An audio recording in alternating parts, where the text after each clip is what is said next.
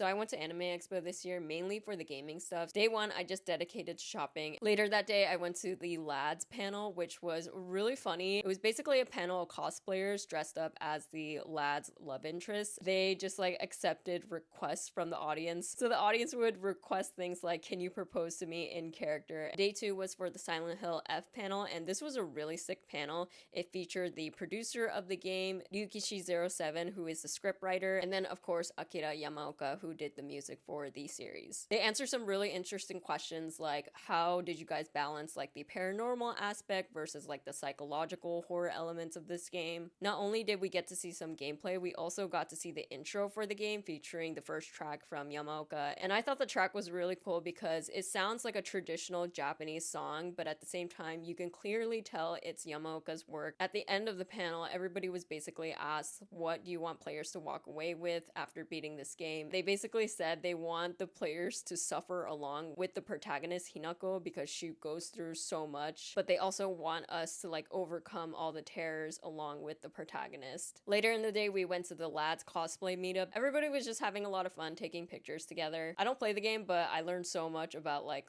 the characters and the lore just from this weekend. Day three was the big Persona day. The Phantom X panel was a pretty standard panel. They just talked about like the game and the characters and what future content to expect. And most of the people came to the panel to see Lynn perform, but this was a little bit awkward because it was more of like a panel setting. Everybody was just like, you know, sitting in their seats still, trying to get hype, but no one was standing. So it was a little bit awkward for her to just like suddenly start singing. She only performed 2 songs and then that was it. So I ran over to line up for the concert right after that. And the concert itself was so amazing. It did not disappoint. I felt like Lynn sounded like she just sounded even better than she does in her recorded songs. There was also a whole section of the concert where the guitarist from the sound team just soloed over these iconic Persona tracks. And as someone who plays the guitar and just loves video game music, I felt like I was ascending during this part. And then they performed together doing songs like Beneath the Mask and finished it off with Life Will Change. As someone who's gone to Anime Expo many times before COVID,